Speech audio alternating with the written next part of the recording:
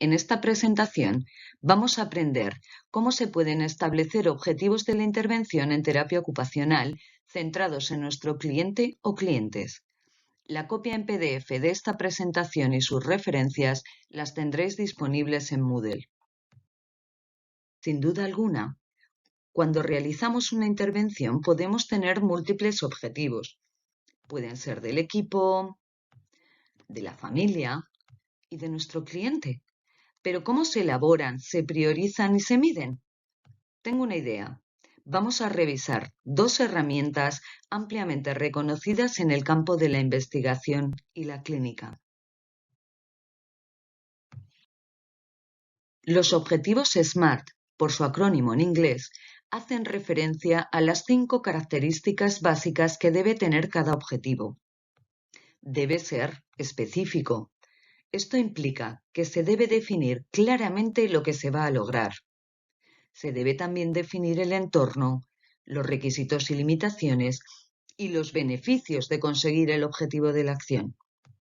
Debe ser medible.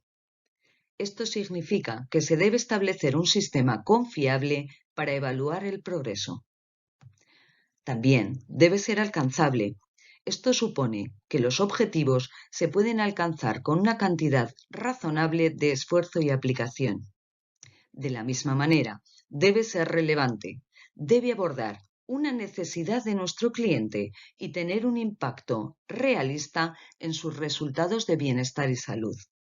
Además, debe estar basado en el tiempo, es decir, necesitamos establecer una fecha de inicio y una fecha de finalización. En terapia ocupacional podemos utilizar dos herramientas ampliamente reconocidas en el campo de la investigación y la clínica. Por un lado, tenemos la medida canadiense de las funciones ocupacionales, o COMP por sus siglas en inglés. Y por otro lado, tenemos el GAS. Vamos a ver cómo se aplica cada una de forma independiente. Estas dos herramientas son de particular interés para la rehabilitación, porque proporcionan medidas flexibles, coherentes e individualizadas que se adaptan a los objetivos de los clientes, las familias, los proveedores y los programas. Podemos estar seguros que ambos instrumentos pueden detectar un cambio real. Además, tenemos mucha suerte, ya que se pueden utilizar de forma independiente o conjuntamente. La COMP está basada en el modelo canadiense. Es una herramienta centrada en el cliente y está diseñada para identificar cambios en la autopercepción del cliente o sus cuidadores en el desempeño de ocupaciones antes y después de la intervención. Nos va a permitir identificar actividades que pueden resultar difíciles para nuestro cliente dentro de las áreas de autocuidado, productividad y ocio. Requiere realizar una entrevista semiestructurada para determinar los objetivos Diana. Puede costarnos entre 20 o 30 minutos y tiene un método estructurado de calificación que veremos más adelante. Importante, es el cliente quien define sus preocupaciones e intereses y no el terapeuta. Por supuesto, si durante la entrevista pensamos que algo ha sido pasado por alto, sería interesante anotarlo para poder discutirlo posteriormente con nuestro cliente.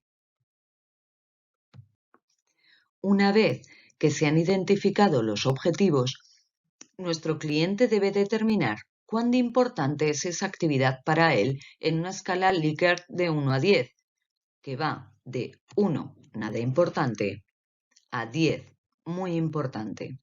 Se recomienda no elegir más de 5 objetivos Diana. Esto nos va a servir para priorizar los objetivos de la intervención, pero por supuesto no significa que nuestro cliente no pueda elegir objetivos que sean menos importantes. Después, nuestro cliente debe calificar cómo desempeña actualmente la actividad. Esto se estima en una escala Likert de 1 a 10, donde 1 es no puedo hacer nada en absoluto y 10 es puedo hacerlo muy bien. Del mismo modo, debe calificar su satisfacción con la manera en que realiza la actividad, que va desde no estoy nada satisfecho en absoluto hasta estoy muy satisfecho en cómo realizo la actividad. Pero ¿cómo sabemos si hay un cambio y este ha sido relevante? Podemos hacerlo para cada objetivo o para el conjunto de problemas seleccionados. Desempeño y satisfacción deben evaluarse de forma independiente. Así, se suman las calificaciones y se divide por el número de objetivos, es decir, hacemos una simple media, tanto para el desempeño como la satisfacción en la línea base y después de la intervención. El cambio lo medimos realizando una resta sencilla, desempeño 2 menos desempeño 1 y satisfacción 2 menos satisfacción 1. Un cambio de 2 o más puntos indica una diferencia clínicamente significativa. Vamos a ver un ejemplo para poder comprenderlo mejor. En esta tabla se muestran los resultados para 5 objetivos Diana. Se ha realizado la media para desempeño y satisfacción tanto en la evaluación inicial como en la reevaluación, y se ha estimado el cambio mediante una simple resta entre el resultado final y el resultado inicial. El gas se desarrolló en el campo de la salud mental, pero actualmente se utiliza en rehabilitación con una gran variedad de clientes. Por motivos prácticos, se recomienda elegir entre 3 y 5 objetivos Diana según su importancia. Es también un instrumento centrado en el cliente. ¿Qué podemos medir con el gas? Entre otros, movilidad y destreza, reducción de síntomas, por ejemplo el dolor, independencia en actividades básicas o instrumentales de la vida diaria, comunicación, función cognitiva o psicosocial. ¿Cuál es el procedimiento? Primero realizaremos una entrevista con nuestro cliente para identificar los objetivos. En segundo lugar, vamos a determinar el peso de los objetivos y finalmente definimos qué resultados queremos obtener de la forma más objetiva y observable posible. El peso de los objetivos se determina multiplicando importancia, definida por la familia o el cliente, por la dificultad, definida por los profesionales. En esta tabla podéis ver el sistema de calificación en una escala Likert de 4 puntos. Es evidente que si un objetivo no es importante ni difícil en absoluto, puede no necesitar intervención por estar superado por nuestro cliente. Si no se ha determinado importancia o dificultad, el peso del objetivo debe establecerse en 1. ¿Cómo definimos el resultado esperado? Formular adecuadamente los objetivos es sin duda la mayor dificultad en la aplicación del gas, pero no os desaniméis que con práctica podemos mejorar.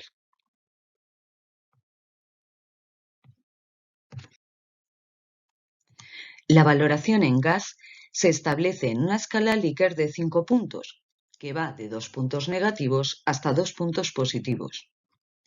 -2, mucho menos de lo esperado. -1, menos de lo esperado. 0 es el resultado esperado, es decir, donde queremos llegue nuestro cliente.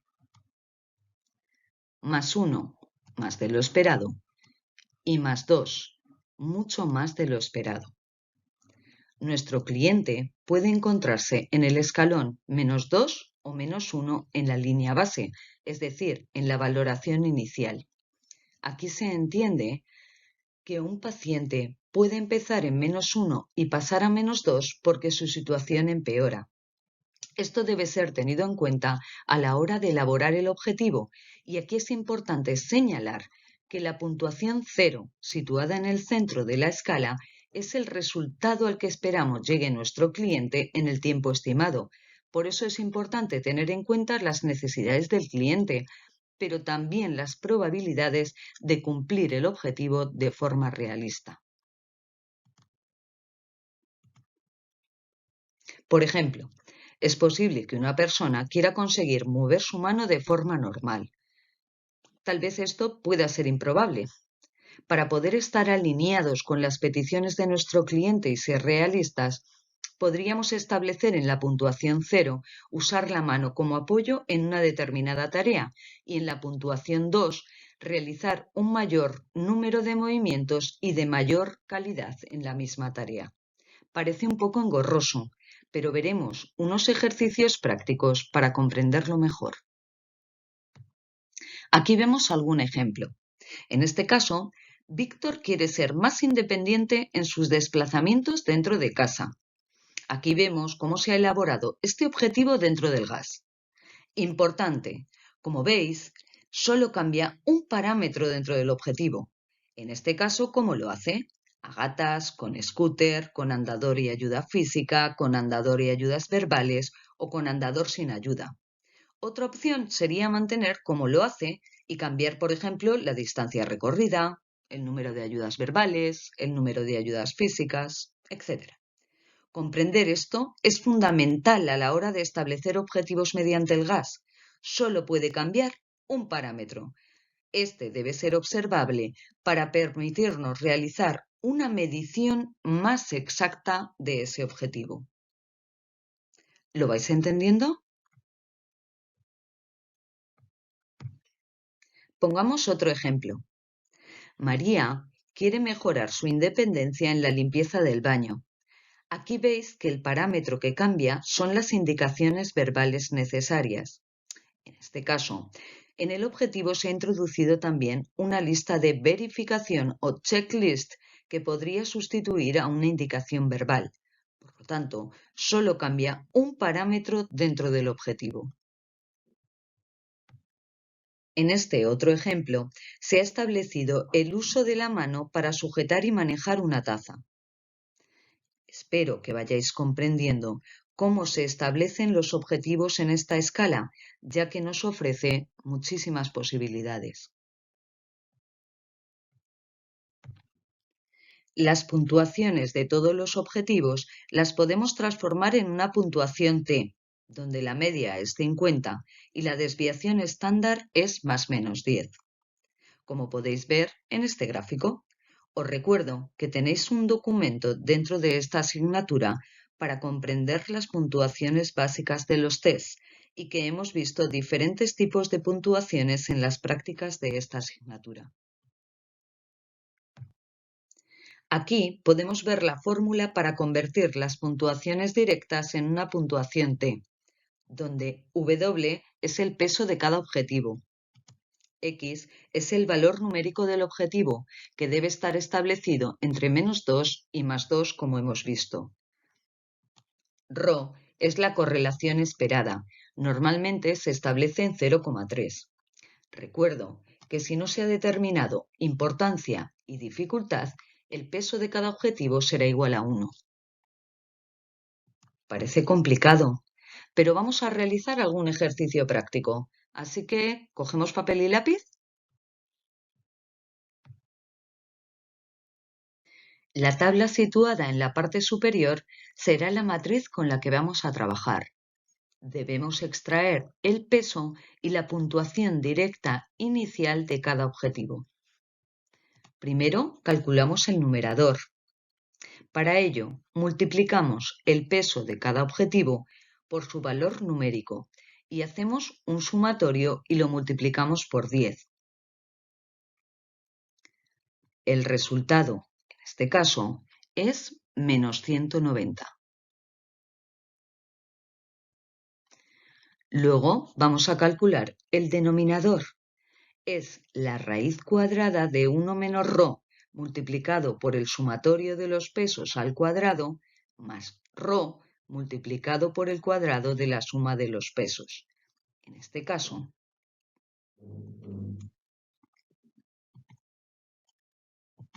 14,19. Luego vamos a calcular el total. En este caso, 36,62.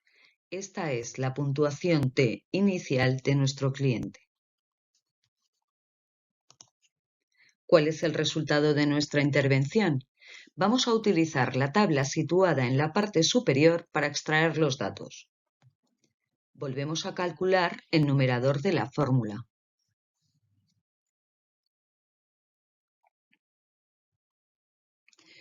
En este caso, el resultado es 30.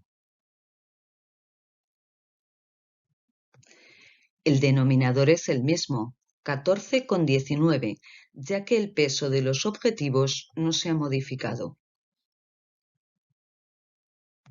Luego calcularemos el total. Por tanto, el resultado es 52,11. Para medir el cambio, restaremos la puntuación T final de la puntuación T inicial, lo que resulta en 15,5. En este gráfico podemos ver la comparación de dónde se encontraba nuestro cliente en la evaluación inicial o línea base y después de la intervención. Como sabemos que la desviación estándar es 10, vemos que la puntuación T final ha mejorado más de una desviación estándar y se sitúa un poco por encima de la media. Así que, buen trabajo. Independientemente de la herramienta que utilicemos para monitorizar el progreso, es necesario tener en cuenta los criterios SMART para elaborar los objetivos. Y recordar, estos deben centrarse en las necesidades reales de nuestros clientes. Y ahora, a practicar.